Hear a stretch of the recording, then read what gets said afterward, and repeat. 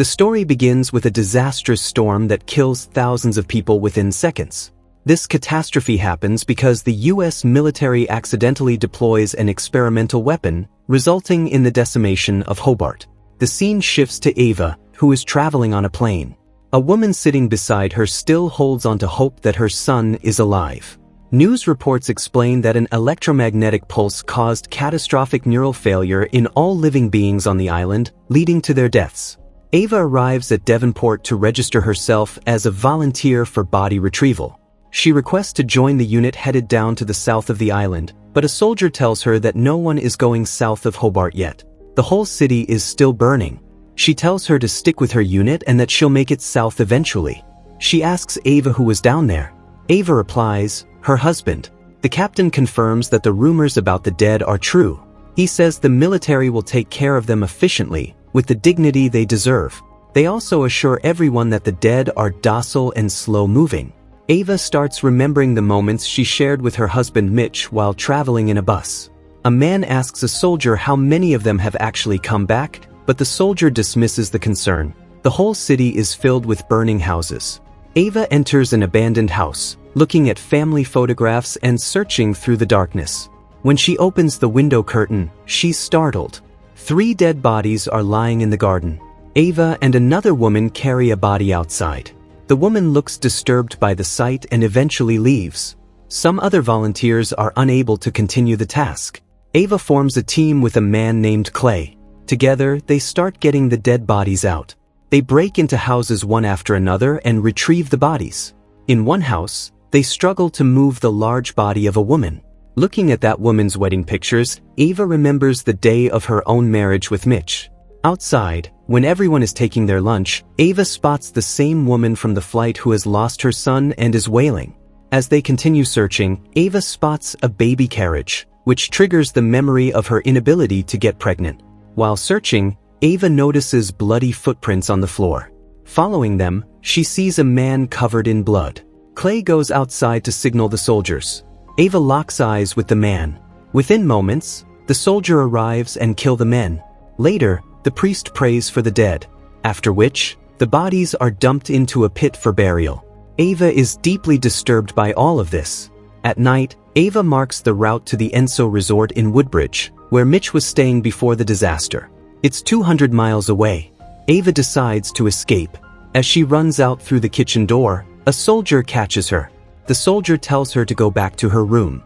Later, Ava goes to a party and sits with Clay. He offers her a drink and asks what brought her to Hobart. She tells him her husband was at work in Woodbridge. Ava also mentions the man in the garage, insisting he wasn't fully dead. Part of him was still there, like he was lost, scared. But Clay firmly believes they're all dead. Ava leaves. The next day, Ava and Clay break into a large garage. Clay becomes extremely excited when he sees bikes. But Ava discovers a cluster of bodies. She learns that Clay used to ride dirt bikes. She asks Clay if he can help her get to Woodbridge. She explains all the routes that are safe from the military. This way, he can fulfill his desire to ride bikes and Ava can find Mitch. Clay agrees and goes to look for fuel.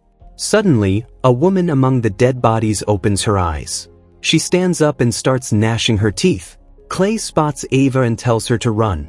They take the bike and escape without anyone spotting them. They ride along highways filled with destroyed vehicles. But suddenly, they spot military vehicles coming from ahead. They quickly hide behind a car.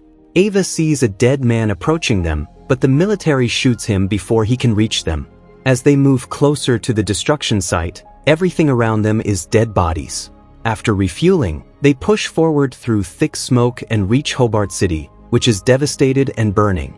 They stop again to refill fuel and enter a cafe. Clay is exhausted and stiff, so Ava starts giving her a shoulder massage, as she's a physical therapist.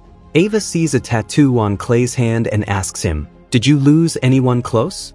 But Clay doesn't say a word. And just then, a dead man comes toward them from behind. He starts gnashing his teeth in aggression. As he's about to attack them, a soldier shoots him from behind.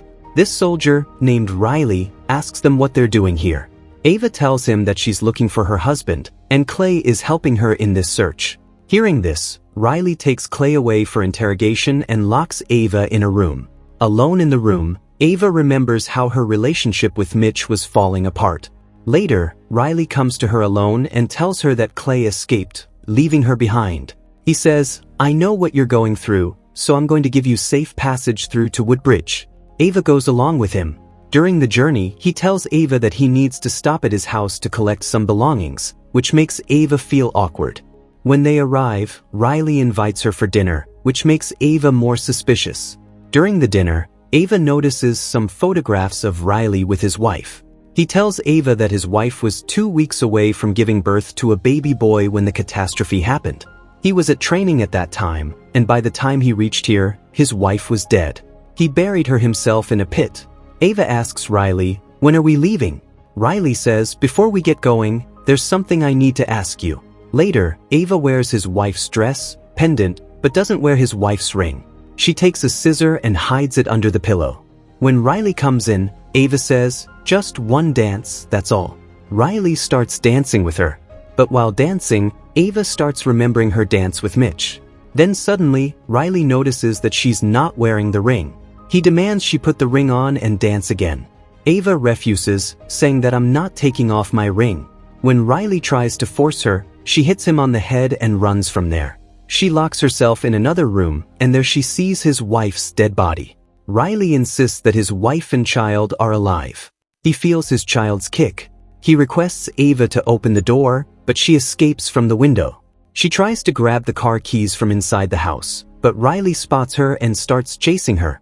In terror, she runs into the garage and hides. And suddenly, she spots multiple dead bodies which are chained up. She also sees charts and observations of the dead bodies, which show Riley experimented on the bodies. When he's about to catch Ava, she plays a game and pretends to be his wife. She says, "Sweetie, I can't find my ring. Did you see it? Shall we go get it?" They both go outside from the garage. As Riley comes close to her, she attacks him with the scissor. Riley dies right there.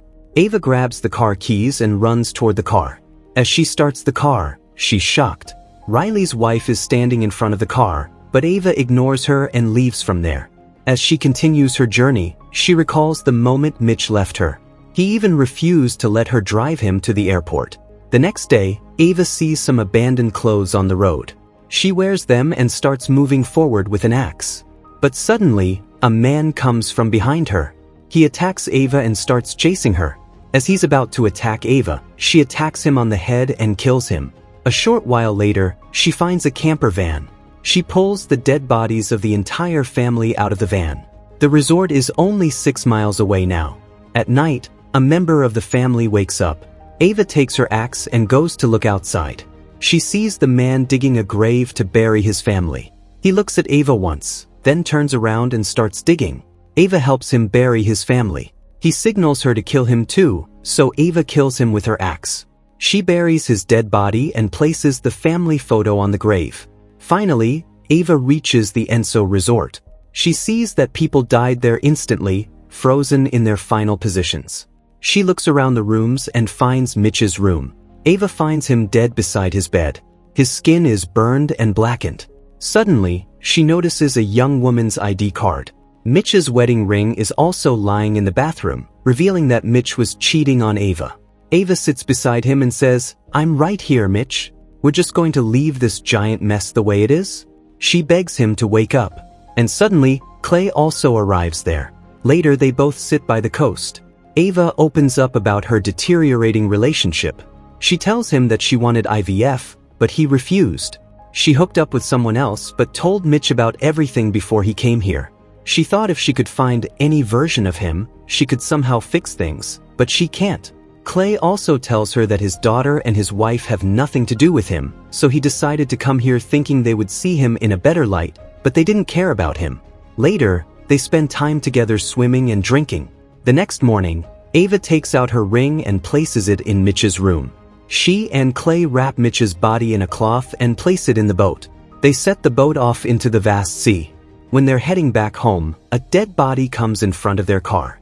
Ava realizes that it's Riley's wife. She steps out of the car. She notices fresh blood on her clothes, and just then she hears a baby crying from a distance. Ava runs toward the noise and finds Riley's baby boy lying there. Ava picks him up. He's absolutely normal. And with that, friends, this story comes to an end. Tell us in the comments how you like the explanation, and don't forget to like the video and subscribe to the channel.